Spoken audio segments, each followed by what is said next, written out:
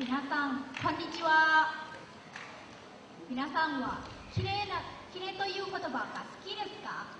皆さんはきれいなことが好きだと思います。私が印象に残るきれいはきれいなところです。今日、私はゴミを管理するということに話したいと思います。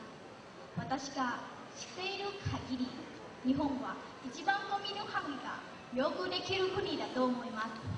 ゴミ箱にゴミを捨てるし、燃えるゴミと燃えないゴミを分けるし、それにゴミを役に立つも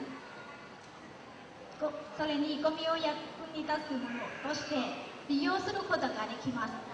ですから、きれいな国になりました。一方、ラオスでのゴミの管理はちょっと問題があります。ゴミ箱にゴミを捨てないし、ゴミを分けません。私もゴミの捨て方で今でも忘れられないことがあります。高校5年生の時、果物を食べた後、袋をそのままに置きっぱなしにしました。果物が腐って変な匂いがしてきました。皆さんはそういうことをした私をどう思いますか？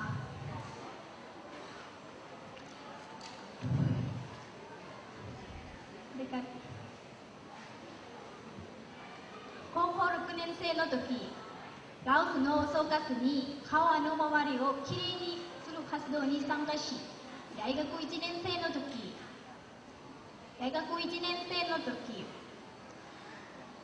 日本祭りにクリーン・フォー・グリーンという活動に参加しました。私はグループで歩いてゴミ箱を置いたり、ゴミ箱にゴミを捨てようと呼びかけたり、ゴミを分けたり、いろいろな活動をしました。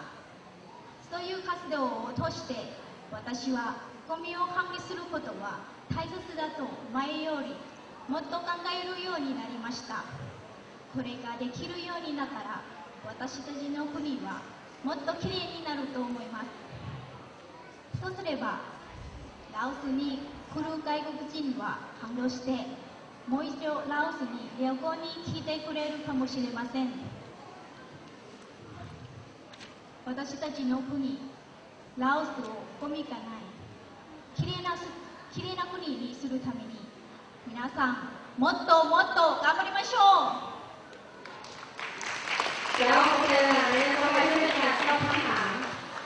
はい、では質問です。あなたはゴミを捨てるときに分けて捨てていますか？時々分けます。はい、どうもありがとうございます。では次の質問です。ラオス人のゴミの捨て方を良くするにはどうすればいいと思いますか？そうですね。私にとってゴミ箱にゴミを捨てよう。ゴミ箱にゴミを捨てる方がいいです。はい、どうもありがとうございます。